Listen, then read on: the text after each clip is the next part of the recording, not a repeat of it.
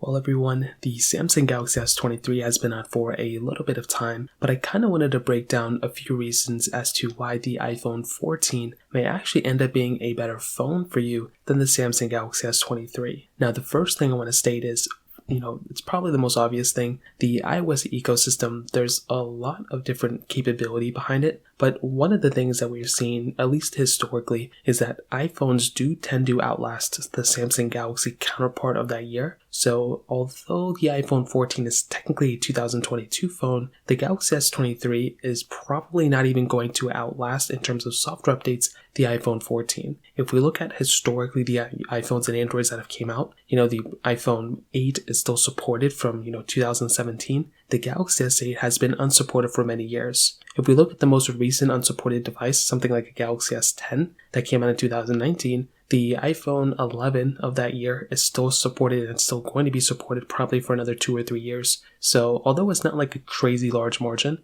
the Samsung Galaxy of the year when it comes out is probably not going to last as long as even the iPhone right before it. Even if we look at the Galaxy S10, the phone that came right before that, which was the iPhone XS, that phone is still supported and is probably still going to be supported for like another year or two. So that is probably the main thing. Beyond that though, there's a lot of overlap. One thing that I did see during my comparison though was that again with certain software applications that use the camera, things like beyond just the camera app, things like Snapchat and Instagram and those type of applications, the iPhones are still more optimized for those types of applications than on Samsung. And it has been years still, I don't know what it is with these phone manufacturers or these app developers that still can't tune these applications right. I say it every single time I sound like a broken record, but I'm still seeing the same exact glitches. I'm still seeing basically the same type of choppiness that we've seen for a long period of time. It's gotten better, but it's still not quite at the level that it is on basically like on the iPhone applications. So that is another thing I've seen.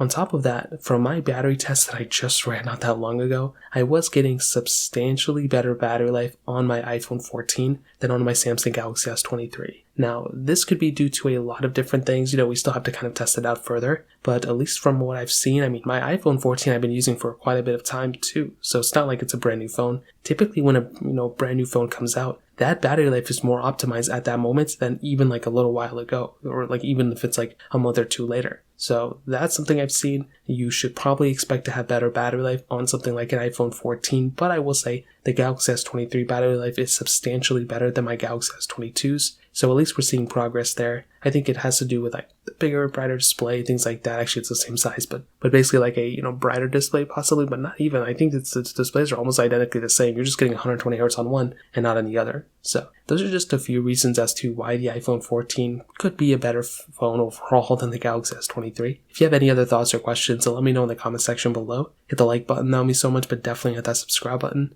More importantly than everything else, I love every single one of you guys. Hopefully I'll catch you guys in the next video. Peace out till then.